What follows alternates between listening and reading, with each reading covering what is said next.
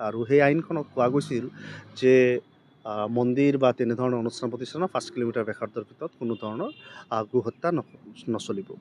আৰু সেই আইনখনতে কোৱা হৈছে যে কি ধৰণে গৰুৰ কচাইখানাসমূহ চলিব পাৰিব, ডক্টৰৰ পৰা চাৰ্টিফিকেটকে আদি কৰি কচাইখানা কি ধৰণৰ নিয়মসমূহ চলিব, কাৰ পৰা লাইচেঞ্চ ল'ব, এই কথাবিলাক। আৰু তাৰ জৰিয়তে মানুহে খুৱাবলৈ সুবিধাও পাইছিল বা হেৰি হৈছিল। এতিয়া শেহতীয়াকৈ কেবিনেটে যি সিদ্ধান্ত আনিছে, এয়া সেই আইনখনৰো বহুকেইটা দফাৰ পৰিপন্থী।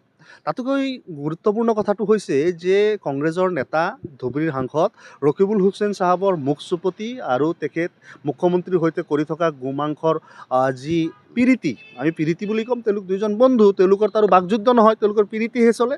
আৰু তেওঁলোকৰ সেই পিৰিতিৰ ফলস্বৰূপে অসমত হাজাৰ হাজাৰ মানুহে সৰু সুৰা দোকান পোহাৰ ৰেষ্টুৰেণ্ট আদি দি বা সৰু সুৰা কোনোবাই যদি গোমাংসক কেন্দ্ৰ কৰি যদি কোনোবা ক'ৰবাত ব্যৱসায় কৰিছে, সকলোখিনি বন্ধ কৰিব।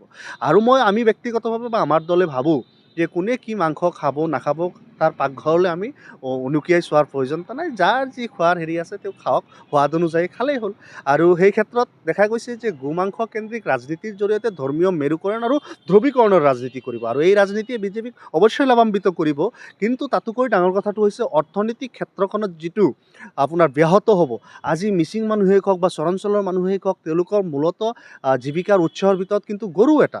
আজি গৰুৰ যেতিয়া ব্যৱসায় নচলিব, গৰুৰ যেতিয়া আপোনাৰ বিক্ৰী নচলিব, সেই সময়ত কিন্তু তেওঁলোকে ক্ষতিগ্ৰস্ত হ'ব।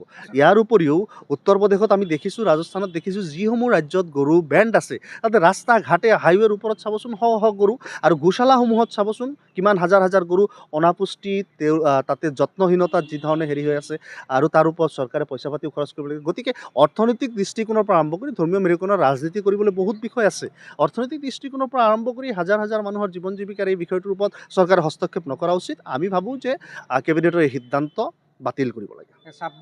চৰকাৰে এতিয়া যি কৰিব বা বিজেপিয়ে যিবিলাক কাম কাজ কৰিব, সকলো ইলেকশ্যন অৰিয়েণ্টেড। সন্মুখত পঞ্চায়ত ইলেকশ্যন, তাৰ পিছতে আহি আছে বিধানসভাৰ নিৰ্বাচন। আজি বিজেপিৰ ভৰিৰ তলৰ মাটি বহু ঠাইৰ পৰা নাইকিয়া হৈ গৈছে।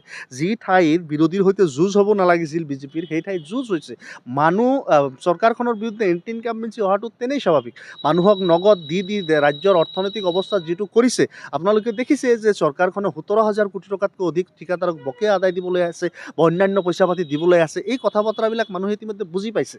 আৰু যাৰ কাৰণে বিজেপিৰ বিৰুদ্ধে মানুহ যাবলৈ আৰম্ভ কৰাৰ প্ৰতিহত কৰিবলৈ অন্য এক ধৰণৰ ধৰ্মীয় ৰহন হনা ৰাজনীতি বিজেপিয়ে কৰিব বিচাৰে। আৰু বিজেপিৰ এইটো স্বভাৱ আৰু তেওঁলোকৰ ধৰ্মই যে ধৰ্মীয় ৰাজনীতি কৰিব।